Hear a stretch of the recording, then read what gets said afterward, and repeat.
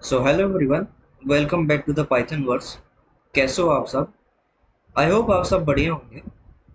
तो आज हम पाइथन प्रोग्रामिंग कोर्स का लास्ट लेक्चर यानी 8th लेक्चर में ऑब्जेक्ट ओरिएंटेड प्रोग्रामिंग यानी ऊप्स को स्टेप बाय स्टेप कोडिंग के साथ सीखेंगे और समझेंगे। तो चलिए स्टार्ट करते हैं। तो what is object oriented programming? To map a software with a real-world scenario, developer use object in code. This paradigm is known as object-oriented programming. Oops. तो अब तक हमने पाइथन में ऑलमोस्ट सारे बेसिक कॉन्सेप्ट समझ लिए हैं और सीख भी लिए हैं। जैसे उसमें वेरिएबल्स हो गए, डाटा टाइप्स हो गए, लूप्स हो गया और फंक्शन एंड फाइल हैंडलिंग हो गया, जिसका नेम है ऑब्जेक्ट ओरिएंटेड प्रोग्रामिंग यानी ऊप्स।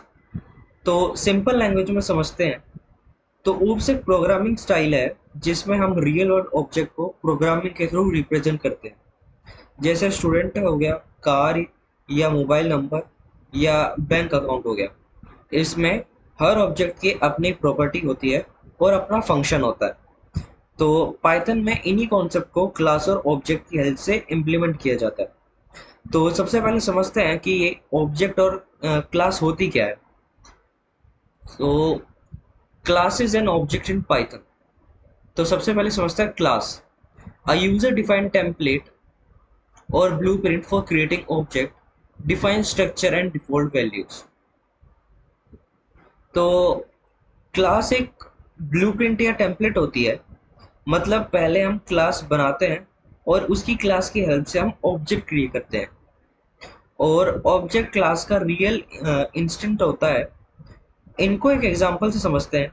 जैसे मान लीजिए एक स्कूल में स्टूडेंट का रजिस्ट्रेशन फॉर्म बना हुआ है। तो वो फॉर्म एक ब्लूप्रिंट की तरह है और उसी फॉर्म की हेल्प से अलग अलग स्टूडेंट का डाटा फिल किया जाता है।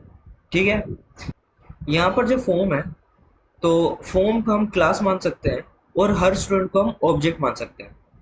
ठीक है, अगर मैं ऐसे एग्जाम्पल के जैसे समझाऊं अपनी VS कोड पर, जैसे मैं यहाँ पर लिखता हूँ क्लास स्टूडेंट,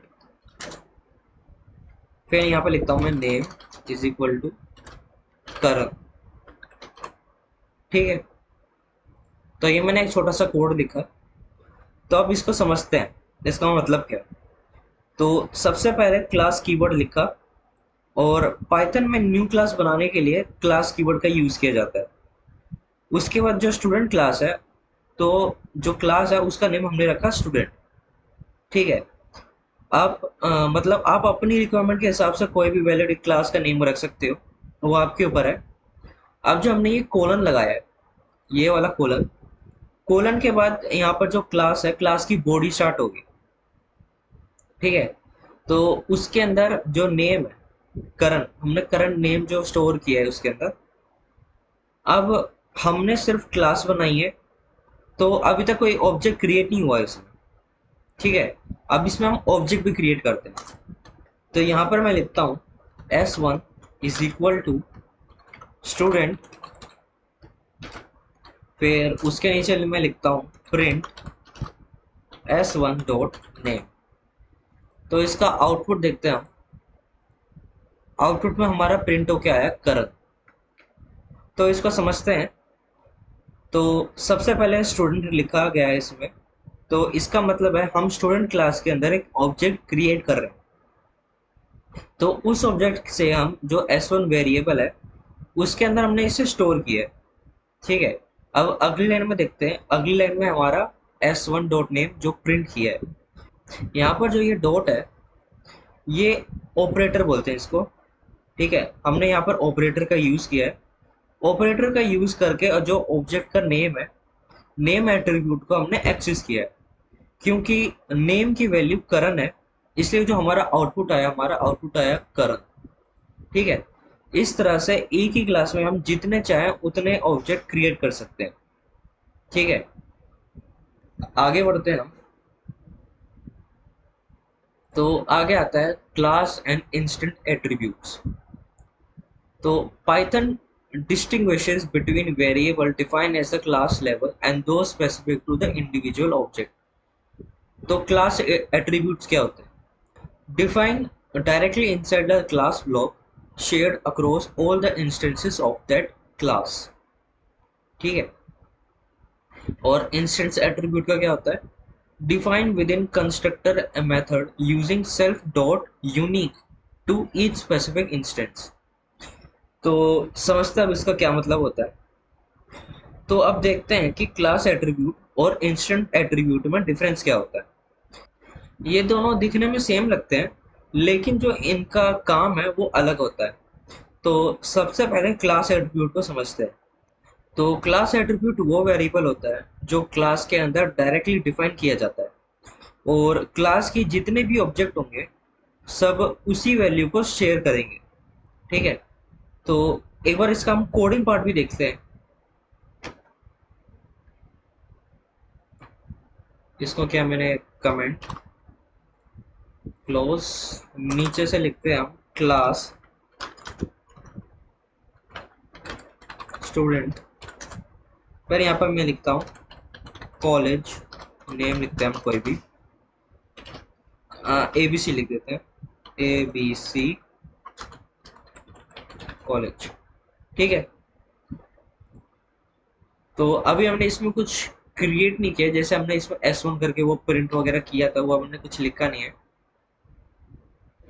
तो इसको अब समझते हैं, इसका क्या मतलब है इस कोड का। तो सबसे पहले हमने स्टूडेंट का नेम की एक क्लास बनाई, स्टूडेंट नेम की हमने एक क्लास बनाई। ठीक है। उसके अंदर कॉलेज नेम का एक वेरिएबल बनाया, और जो उसके उसमें हमने ABC जो कॉलेज लिखा है वो हमने इसके अंदर स्टोर किया। क्योंकि ये वेरिएबल क्लास के अंदर डायरेक्टली बनाया गया है, तो इसलिए हम इसे क्लास एट्रीब्यूट बोलते हैं। ठीक है। इस क्लास में जितने भी ऑब्जेक्ट बनेंगे सबके लिए जो कॉलेज नेम है, कॉलेज नेम की वैल्यू सेम रहेगी। ठीक है। अब जैसे मैं यहाँ पर इसके नीचे लिखता हूँ S1 स्टूडेंट, फिर नीचे लिखता हूँ मैं S2 स्टूडेंट। ठीक है। उसके नीचे मैं लिखता हूँ print S1 dot college name. उसके नीचे पे लिखता हूँ मैं print S2 dot college name. ठीक है। अब इसको हम प्रिंट करते हैं, तो ABC कॉलेज ABC कॉलेज। ठीक है, हमारा आया आउटपुट। तो सबसे पहले हमने दो ऑब्जेक्ट क्रिएट किए, पहला जो S1 है और दूसरा S2 है, दोनों स्टूडेंट क्लास के ऑब्जेक्ट है। उसके बाद जो प्रिंट है, print S1 dot college name, जो इसमें लिखा हुआ है, ये कॉलेज नेम की वैल्यू प्रिंट करेगा। ठीक है। फिर प्रिंट S2 जो कॉलेज है, ये भी वही वैल्यू प्रिंट करेगा। क्योंकि जो कॉलेज नेम है वो क्लास एट्रीब्यूट है, इसलिए दोनों ऑब्जेक्ट के लिए जो वैल्यू है वो सेम रहेगी। ठीक है। इसलिए तो हमारा जो आउटपुट आया वो आया ABC कॉलेज ABC कॉलेज। ठीक है। अब आगे समझते हैं। आगे हमारा आता है इंस्टेंट एट्रीब्यूट। तो इंस्टेंट एट्रीब्यूट हर ऑब्जेक्ट के लिए अलग अलग होता है।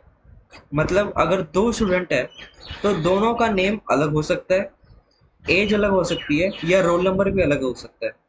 तो इसी तरह जो इंस्टेंट एट्रीब्यूट है वो हर ऑब्जेक्ट की अपनी अलग वैल्यू स्टोर करता है। ठीक है। चलो इसे कोडिंग में समझते हैं। यहाँ पर मैं इसे कमेंट करके, तो यहाँ पर मैं लिखता हूँ क्लास स्टूडेंट, फिर अगले में लिखता हूँ मैं डेफ INIT। फिर देखो ये अब जैसे इसमें अपना आप दिखा देते हैं कभी कभार, तो अपना भी ऐसे ही लिखा आ जाता है। तो उसमें तो यहाँ पर कॉमा लगा के मैं यहाँ पर लिखता हूँ नेम, ये पास वाले को हटा दो। उसके बाद हम यहाँ पर लिखते हैं self dot name is equal to name. ठीक है, ये मैंने कोड लिखा। तो इसको पहले समझो, इसका क्या यूज है, क्या काम है। तो सबसे पहले हमने स्टूडेंट क्लास बनाई, उसके बाद एक स्पेशल फंक्शन हमने इसमें लिखा है जो है INIT। ठीक है। इसको कंस्ट्रक्टर भी कह सकते हैं। तो फिलहाल कंस्ट्रक्टर को सिर्फ इंट्रोडक्शन के रूप में समझो, तो इसको हम नेक्स्ट टॉपिक में डिटेल में समझेंगे। तो अब self dot name is equal to name वाली लाइन को देखते हैं। यहाँ पर जो लेफ्ट साइड में जो सेल्फ डॉट नेम है वो ऑब्जेक्ट का एट्रीब्यूट है, और ये जो राइट साइड वाला जो नेम है ये वाला, तो ये कंस्ट्रक्टर में रिसीवर होने वाली वैल्यू है। ठीक है, तो जब भी कोई नया ऑब्जेक्ट क्रिएट होगा तो उस ऑब्जेक्ट का अपना अलग नेम स्टोर हो जाएगा, तो इसी वजह से इसे इंस्टेंट एट्रीब्यूट कहते हैं। ठीक है, तो इसके अंदर जैसे मैं यहाँ पर लिखता हूँ, तो मैं एक पूरा एग्जांपल बता देता हूँ। S1 फिर यहाँ पर इज इक्वल टू स्टूडेंट, फिर जहाँ पर हम कोई भी नेम लिखते हैं रोहन। ठीक है, ये मैंने नेम लिखा पहला। फिर S2 में हम कोई और नेम लिखते हैं स्टूडेंट, उसके अंदर लिखते हैं हम राहुल। ठीक है, ये मैंने यहाँ पर लिखा। अब हम इन दोनों को प्रिंट कर देते हैं, प्रिंट S1 डॉट नेम, फिर प्रिंट S2 डॉट नेम।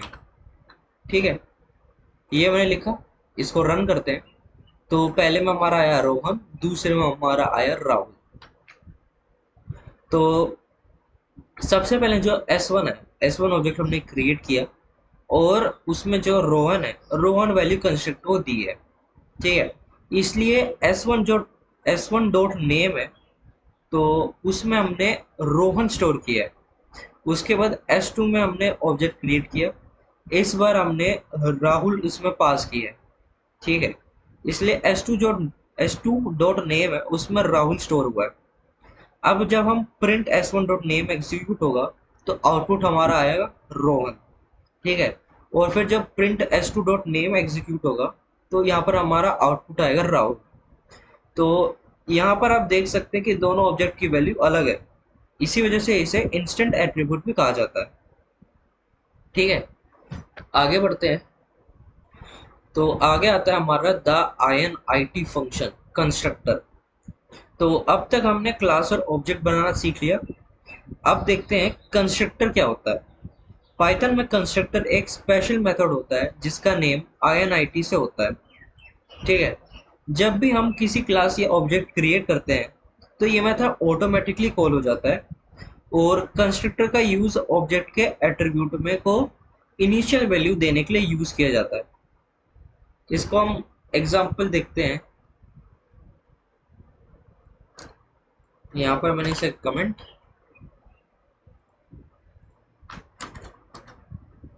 तो इस कोड एक बार समझते हैं हम। ठीक है, पहले मैं लिख देता हूँ क्लास स्टूडेंट, फिर मैं यहाँ पे लिखता हूँ डेफ INIT सेल्फ, उसके बाद मैं यहाँ पर लिखता हूँ print adding new student in database. ठीक है, नीचे हम इसमें एक और चीज लिखेंगे, हम लिखेंगे यहाँ पर S1 is equal to student. ठीक है, ये हमने लिखा। तो इसका आउटपुट देखते हैं, तो हमारा क्या प्रिंट हो गया, adding new student in database. तो इसको समझते हैं प्रोग्राम को। तो सबसे पहले हमने स्टूडेंट नेम की एक क्लास बनाई, उसके बाद INIT मेथड का हमने इसमें यूज किया। ये एक स्पेशल मेथड होता है जिसको हम कंस्ट्रक्टर भी कहते हैं। तो इसके अंदर जो सेल्फ लिखा हुआ है ये वाला, ठीक है, इसके अंदर जो सेल्फ लिखा है, सेल्फ करंट ऑब्जेक्ट को रिप्रेजेंट करता है। तो अब जब कंस्ट्रक्टर के अंदर जब प्रिंट स्टेटमेंट लिखा हुआ है, जब भी हम कोई न्यू ऑब्जेक्ट बनाएंगे तो ये जो कंस्ट्रक्टर है ये ऑटोमेटिकली एग्जीक्यूट हो जाएगा, और स्क्रीन पर हमारा जो प्रिंट हो क्या हो गया हमारा adding a new student in database, ये प्रिंट हो जाएगा। ठीक है, तो कंस्ट्रक्टर वाला आपको समझ आ गया। अब एक बार अगले आगे में बढ़ते हैं।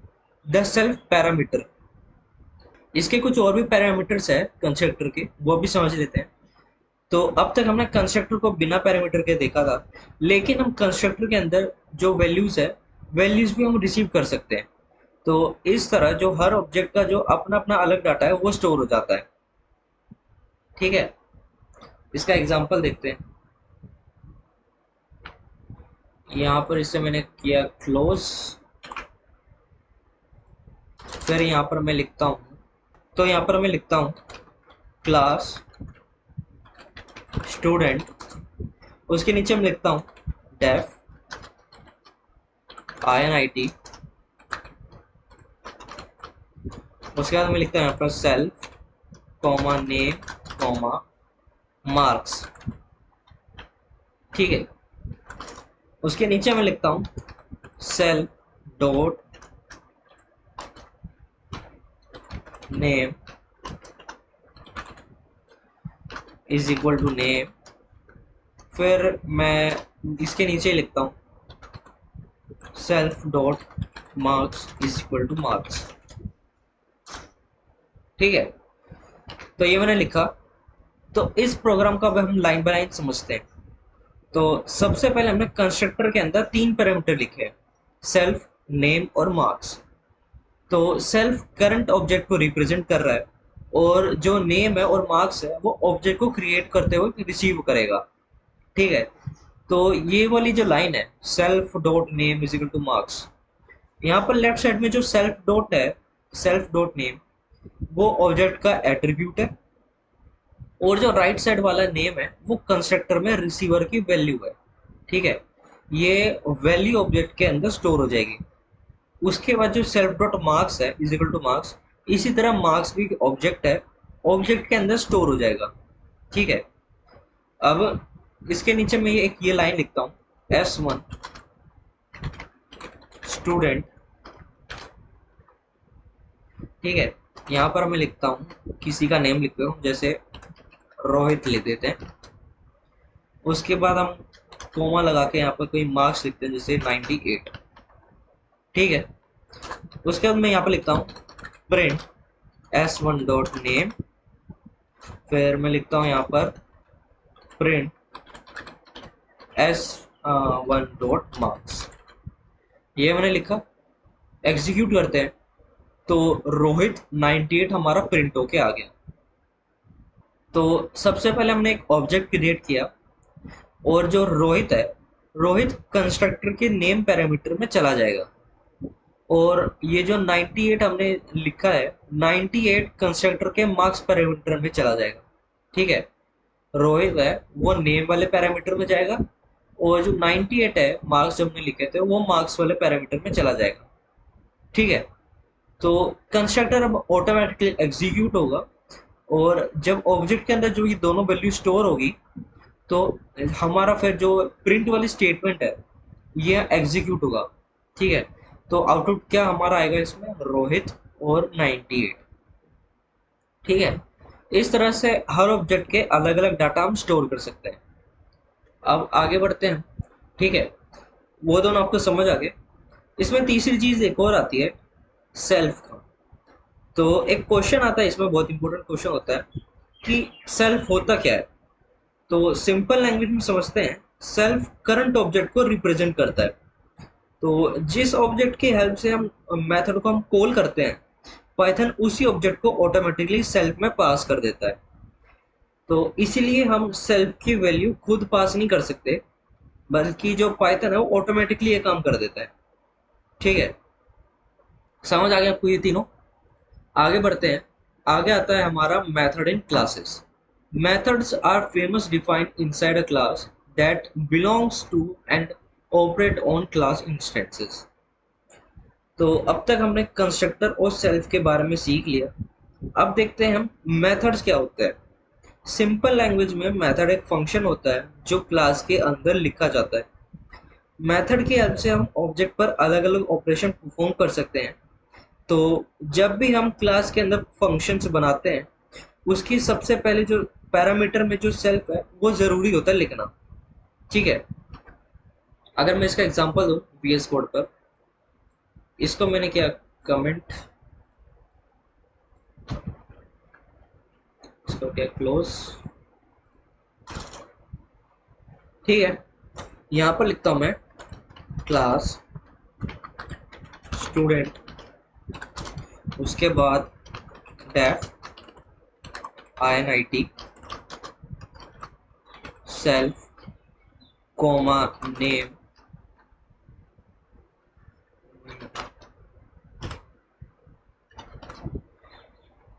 ठीक है, सेल्फ कोमा नेम।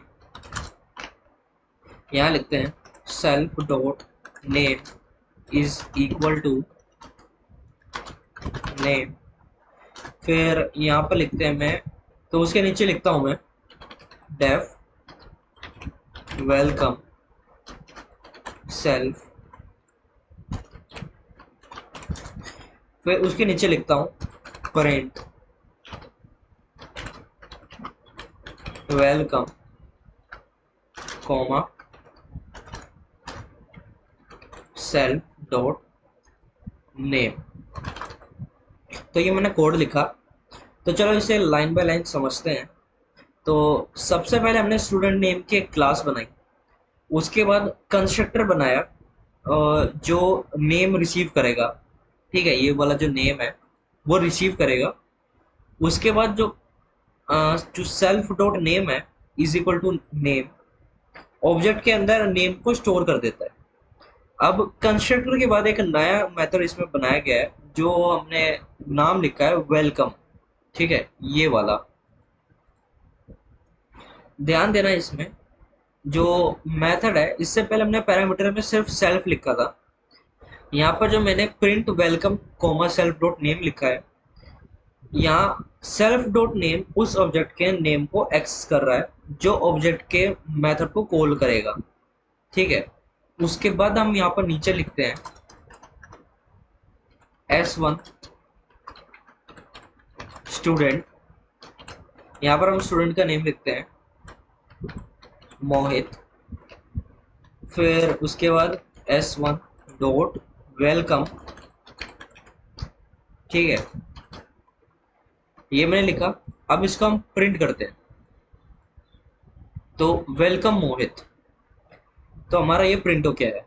तो सबसे पहले इसमें जो मोहित है, मोहित के साथ हमने एक ऑब्जेक्ट क्रिएट किया,